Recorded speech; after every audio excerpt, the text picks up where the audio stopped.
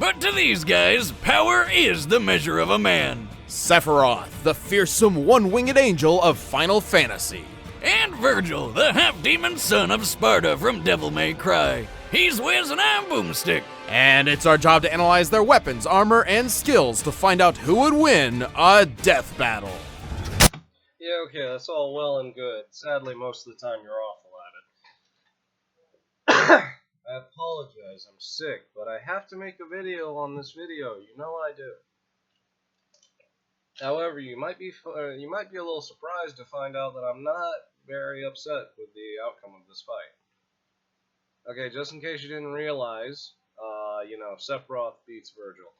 Or no, yeah. Introducing JB. I forgot because their names are so similar. Hold on. Fabric of our dimension, so I cast an illusion to disguise this. Witness oblivion.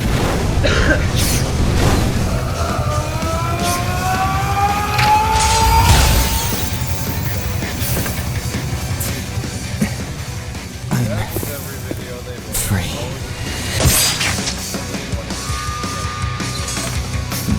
So you are. Critisism on Sephiroth. KO! Extra crispy. These two were... So anyway, let's go over their resolution first, and then we'll go over a couple of points in the actual video where I would beg to disagree.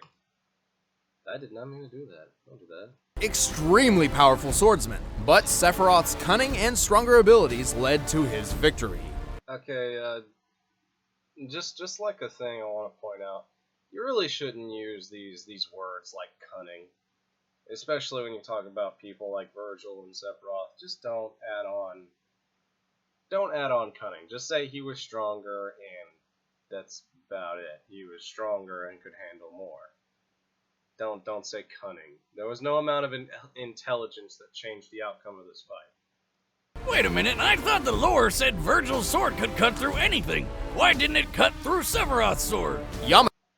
They go on to say, yeah, it's just a namesake thing, which, yeah, it is. I mean, they could have done an awesome thing where it's like, oh, well, now if you fight Vergil, his sword will be strong enough to cut through anything. But no. Nope. Yamato was a unique weapon, but its legend rocket launcher with. But let's discuss the real facts. Like strength. So Vergil with Beowulf could do 720 million newtons, right? But there. Don't you love how they could have converted that to pounds of force, and then you could have converted pounds of force to tons of force? But they didn't do it, just to keep you on your toes. Because 720 million newtons is a lot less than the other. There aren't a lot of good Sephi strength feats to compare. First, let's compare Sephiroth to a fellow first-class member of the soldier fighting force, who had also been experimented on with Genova cells. Zack Fair. Introducing. Oh my lord. On with Genova cells. Zack Fair. Remember him? He's the Knot Cloud. So, here's the thing. This is a kind of terrible comparison thing. Guy who fought that dragon. At his peak, Zack could cut through a large metal door with one swing, seemingly with most of his strength. Now, I'm gonna call you out for this one because seemingly you never use any assumptions like seemingly. So, usually in the past, you would look at a scene like this and say, Zack could cut through a large metal door with one swing. okay, yeah, he used like maybe an nth of his strength, nothing. Nah, he's like 28 billion times stronger than that. And you just go off with that knowledge. Now, this time seemingly with most of his changed your ways and said that was almost all of his strength, which I can agree. Yeah, that's a two-handed, like full running start slash. That's clearly all of his strength. Given the size and width of the door, this feat's sheer strength comes out to 980 million newtons. And Seph. Also, way to support your little calculation like you With most of his strength. Given the size and width of the perfect little lines that totally represent anything in this scenario. I mean, don't get me wrong, I know you do it just to show for people who don't actually know how to do calculations. But god damn it, can you just not? Because it pisses me off. Because you put these lines here, and it means nothing. Like, nothing, alright? The closest thing you had to getting something right was on the frickin' Naruto and Ichigo one, where you had the little square, and you measured a fourth of it, and then you only showed half your work, and then you did the other half of the work in your mind. And then expected everyone who was actually following your weird calculation method to follow it. Of the door, this feat's But sheer strength this also doesn't matter because you don't provide proof for this feat, alright? You show them cut the door, and then you're like, comes out to okay, 980 million newtons. This becomes 980 million newtons. And I'm like, oh, cool. When did you say what the door was made out of? Yeah.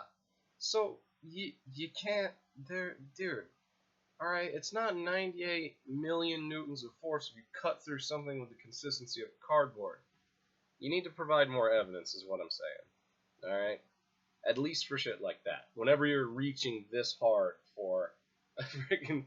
Whenever you're reaching this hard to get a strength feat, you should at least provide, you know, context and support and show all of your evidence. You know, like the rest of us do. And Seph was way stronger than Zack. In fact, Cue the one guy that actually found me not supporting one of my evidences. if we look at their strength stats when they fought that dragon, Sephiroth was 3.5 times stronger than Zack. Also, I mean, that's probably the level 1 stat. I don't know. I just really don't like the stat comparison. You can use it, I just don't like it. Not because it makes Sephiroth overpowered, just because it's really iffy. Because you merge the game with actual character facts. Putting Sephiroth's strength output at over 3 billion newtons. That's almost as 3.5, thank you very much force as 30 Hiroshima bombs. Alright, don't get too crazy about the whole, like, 30 Hiroshima bombs. It's like, yeah, but Hiroshima was, like, tiny. Like, the bomb for Hiroshima, like Fat Boy, or Little Boy, Fat Man? I forget, wait, what? It was Little Boy. Yeah, that's the one. I keep thinking about the Fallout's version, where it's a tiny one, Fat Man. But, the Little Boy, it was a devastating bomb, don't get me wrong, but in the world of actual destructive capabilities, we focus on things that are measured in, at bare minimum, megaton, because megaton is 1 million ton. Actually, is it? Is it million or billion? I don't fucking remember. It's million, I'm pretty sure. If it's not, then it's billion. So, the thing about the puny little Hiroshima bomb is that it was measured in kilotons of TNT. It was about 16, 17, 18 kilotons of TNT, which was enough to eradicate a city, granted, or a giant portion of a city, and infect several 100,000 people. I don't know if it was 100,000, it was probably a couple. 12 dozen thousand, I don't know. There's a good number of people got sick, and then they died, because that sickness was really deadly. But, the thing, give me a second. So, Hiroshima bomb is, let's say 17 kilotons of TNT. So multiply that by 30, you get somewhere around, 500 kilotons, I don't know. And that comes out to like 0.5. I want to say 0.5 megatons. Or 0.0005 megatons. I don't remember. But that's pathetic in comparison to real life for one reason. And that would be the Tsar Bomba. Which, ooh baby. Oopie powie, don't get me started on the Tsar Bomba. Because the Tsar Bomba is like, my god, I pray to it every night. So, let me tell you this story real quick. And then I'll get back to the video after this, I promise. But I just want to share this. Because the Tsar Bomba was a beautiful invention of the Soviet Union during the Cold War. It was the main way of them saying, hey America, we're going to kill you and blow you up several times. So the Tsar Bomba had a total of 100 megatons of force. They launched a weakened version with 50 megatons of force. That bomb was literally thousands of times stronger than Hiroshima's bomb. It was savage, alright? That thing blew up and just the destruction around it. Of course it was the ocean. Are you kidding me? My apologies. But that's pretty much it. The Tsar Bomba was a beautiful creation and everyone should have loved it. However, it was a weapon of mass destruction, so no one liked it. Alright, moving on with the video. Strength isn't everything, though. Vergil was technically faster than Sephi, but Sephiroth is... Okay, Vergil was faster than Sephiroth and by the way, I'm using all the measurements in their video. For some reason, people don't understand. Yeah, I counter the Sephiroth they present me. Alright? I don't counter your little version of Sephiroth, you know. I counter the one that's in the video that's fighting, alright? If they don't give all the facts for the person that I'm debating against, oh well. I didn't. If you show me more research, I rethink my analysis. Now, the thing is, this version of Sephiroth is much slower than Vergil. Just so much slower. has handled people of similar speeds. His handled people of similar speeds does not equate to being able to handle someone several times faster than you. Now, you can do the whole like, oh, he's got the healing though, and I'm like, yeah, it takes a while to heal. Plus, if you use the healing strat, you realize you're using the infinite life fallacy, right? Which is an unspoken rule in the versus community, and if it's not, then it should be.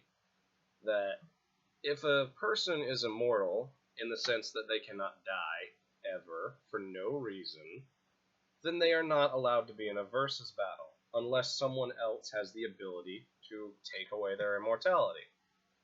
If you don't, then you have fights like Spawn versus, I don't know, fucking Sora from Kingdom Hearts. Spawn versus Sora.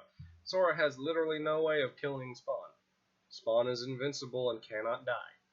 The fight will go on for all of 30 minutes as Spawn absolutely eradicates Sora.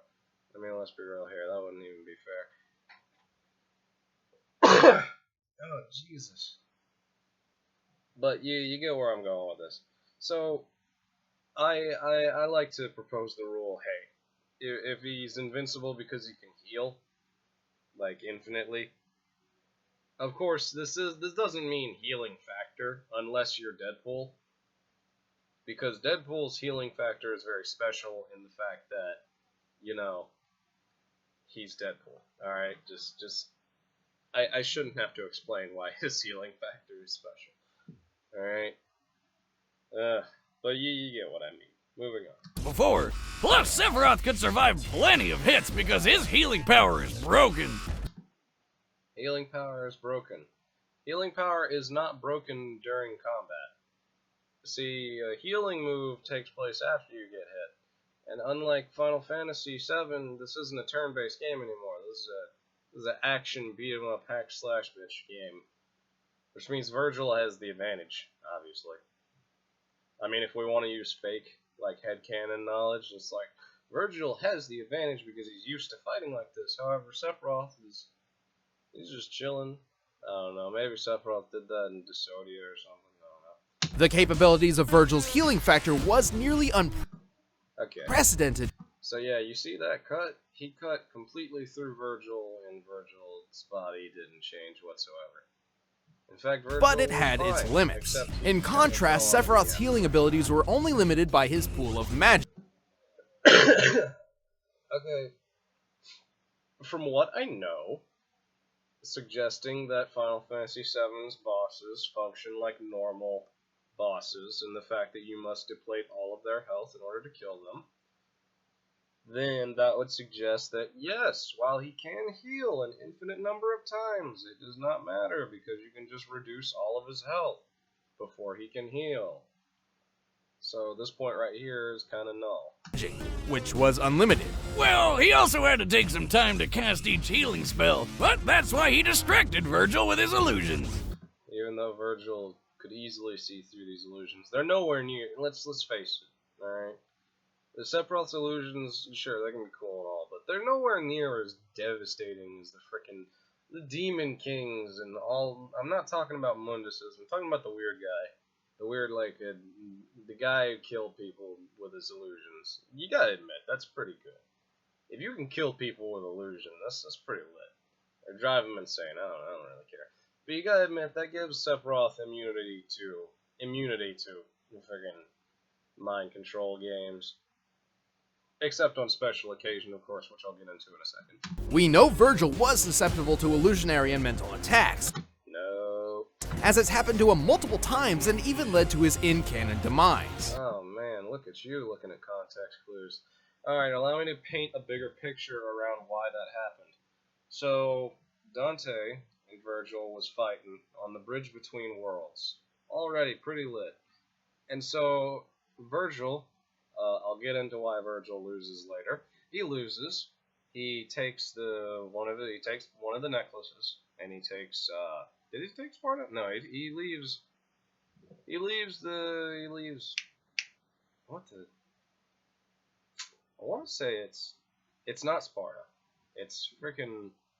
I don't know. Stone Legacy, whatever. He leaves the Sparta, not Sparta sword with Dante. And so Dante takes it, and Vergil jumps off a cliff, and Dante leaves, and Vergil falls down. So Vergil is already, really dying at this point. And then he fell a couple, million feet down into hell. So he gets up, and then he fights Mundus.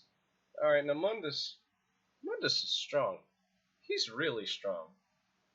Mundus is the dude that fought Sparta. Sparta's strong. Sparta's undeniably strong. Now, tell me, do you think that Vergil could have beaten Mundus at full strength? I'm pretty sure we can all silently get up and say, yeah, he could have. But here's the thing.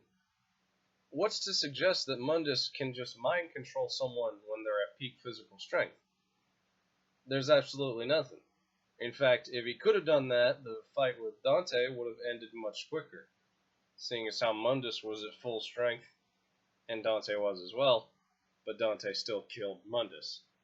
There's no real difference in Dante and Vergil's abilities, unless we're counting mind, of course, because Vergil is a lot smarter than Dante. We can all accept that. I mean, dude lives in a freaking tower made of books. But that's my main point.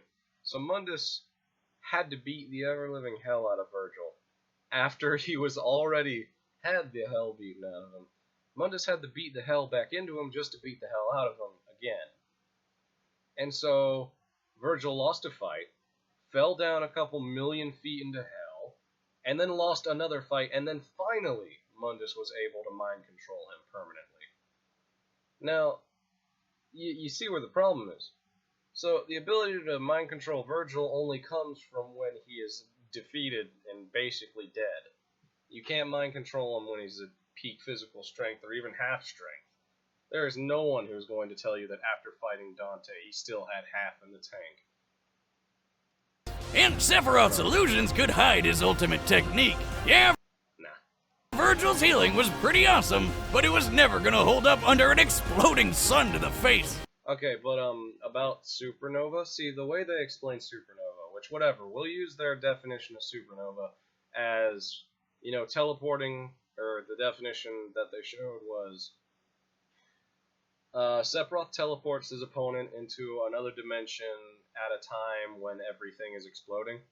So that means that Vergil would immediately teleport away because he can just cut through time and space.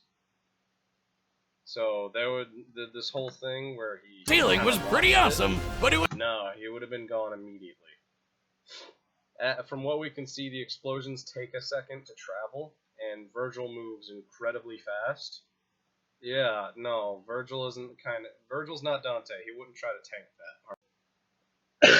Oh Jesus, Vergil would not try to tank that. The point is, supernova is null because Vergil can teleport away. Now, that's not to count off Supernova at all. Supernova is an incredible attack. I love it. I love the animation. Everything about it is pretty perfect. But Other than that, it worked pretty good. But kicking Demon Slayer just like his pups. As a half-demon... EI Jutsu, the real-life Japanese art of the quick draw. Yeah, by the way, just in case you were wondering, the frames for Judgment Slash, which is the little, whenever he takes his sword out and he slashes it 100 times in front of him. Yeah, Judgment Slash, they're exactly about 15, 30-ish frames for that attack. And it's literally just him slashing out and then putting his sword back in. He doesn't take his sword back out. Those slashes just happen. You realize how fast that makes him, right? Like, way too fast. Alright, but that was just a point on speed.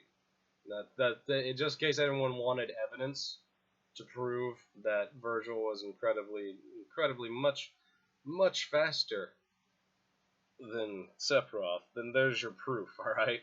Judgment Slash. Judgment Slash is all the proof that you need. Especially, and if you want to say, oh, his body can't move that fast, Judgment Slash permanently, like the big Judgment Slash, that proves he can move that fast, because he moves!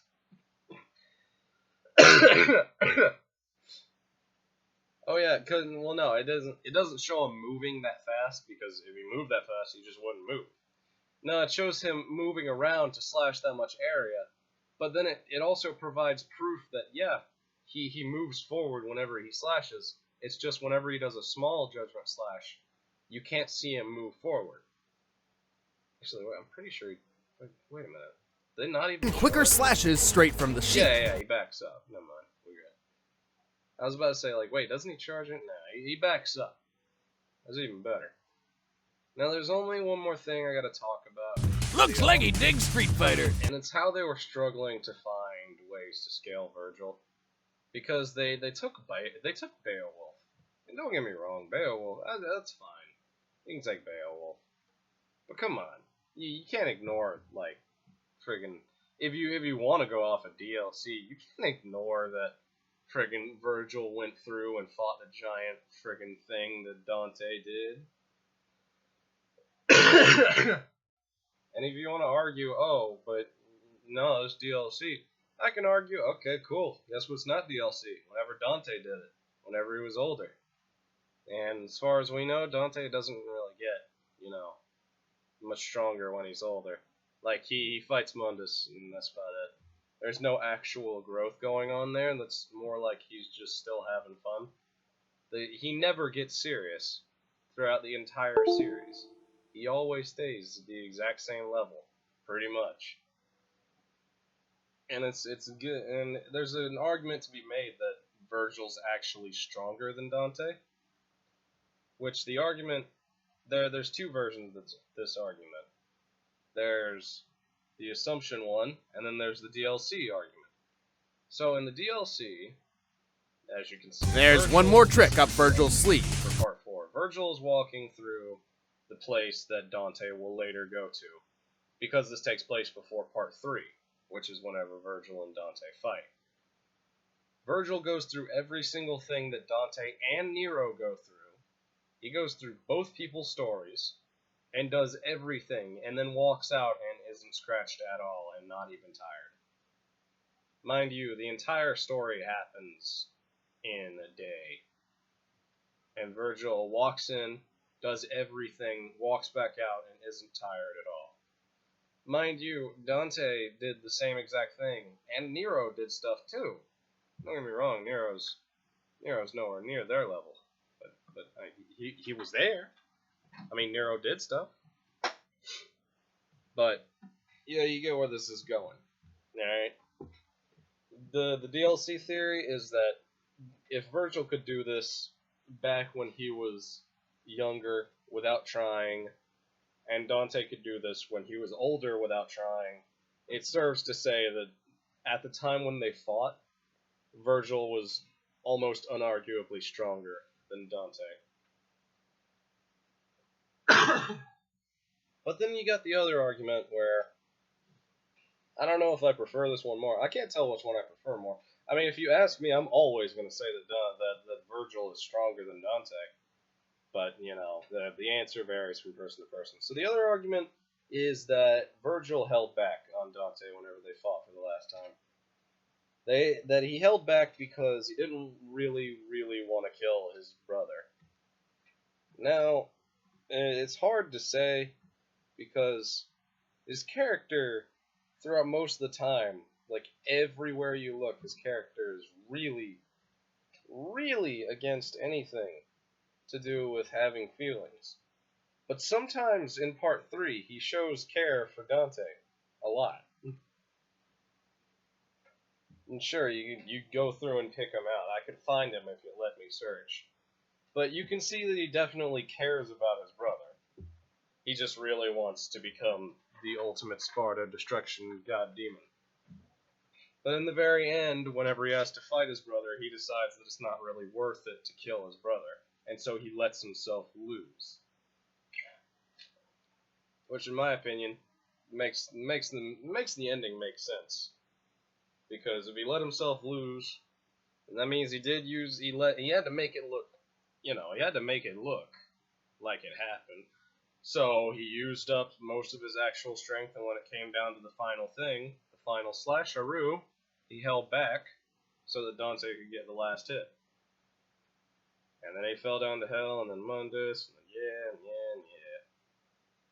yeah. Other than that, it's kind of null and void, but the point is you could use Dante as a good measure for Vergil. And Dante has much easier feats of strength and stuff. But that's about it.